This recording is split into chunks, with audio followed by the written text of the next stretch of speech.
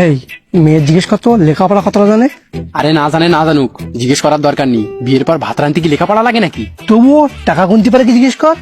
এ আমার তো 400 টাকা, ওই 400 টাকা গুনতে কি ডিগ্রি লাগবে নাকি? আর এমন ভাব লিখছিস যেন মুকেশ আম্বানির ছেলে। চেয়ে দেখ তোর বাপের বগল ছেঁড়া। বুঝলে জামাই বাবাজি, আমার মন চাচ্ছে না আমার মেয়েটারে বিয়ে দিতে। ঠিক আছে, তোমার মেয়ের বিয়ে দিতে হবে না, আমরা যখন এসেই গেছি তবে তোমার বউটাকে ডাকো, আমার আব্বার সাথে বিয়ে দিয়ে দেয়। আমি রাজি।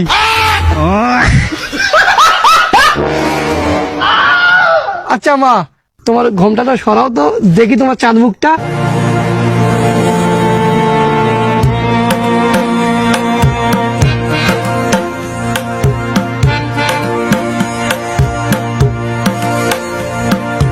রে ঘটক, সত্যি তো মেয়ে পরীর মতো দেখতে।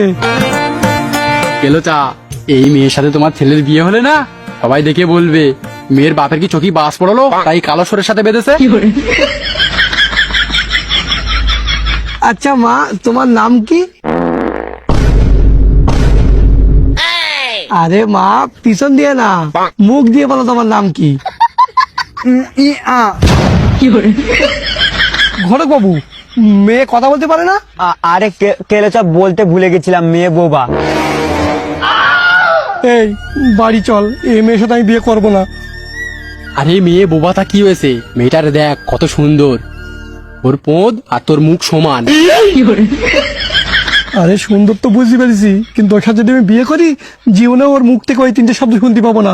কোন তিনটে? তুই একটা কেলে বাদর। কেলে বাদন না, ওর মুখ থেকে জীবনে আই লাভ ইউ শুনতে পাবো না। আরে শুনতে পাবি, কিন্তু এইভাবে আয় আ ইউ। এই খোকা, এদিকে একটু আয় তো।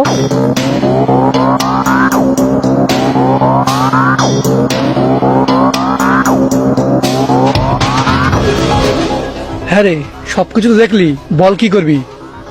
চাচা, তোমার ছেলেটারে দেখো আর মেয়েটারে দেখো। মেয়েটা কোথায় কাশ্মীরি রুল, আর তোমার ছেলে তো বগলের চুল।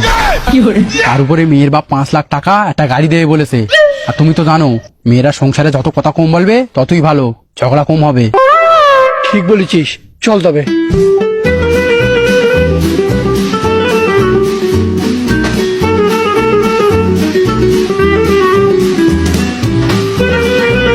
আচ্ছা খোটেছা, মেয়ে আমাদের পছন্দ হয়েছে, আমরা রাজি। তার আগে মা তুমি একটু হেঁটে দেখাও তো। আরে কেলেচা, এক্ষুনি তো হেঁটে আসলে, দেখলে না? আরে তখন তো খোটেছার ছেলে ধরে এনেছে, এবারে একলা হাঁটুক, একটু দেখি। কই মা, হাঁটো।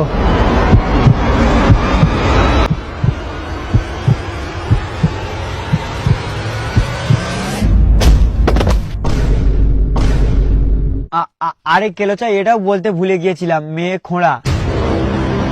দাঁড়াস পরে বাচ্চা ঘটক, বলছিলিস না মেয়ে পছন্দ না হলে জুতো মেরো। জুতো না, তোর মুখে আমি হেঁকে দেবো।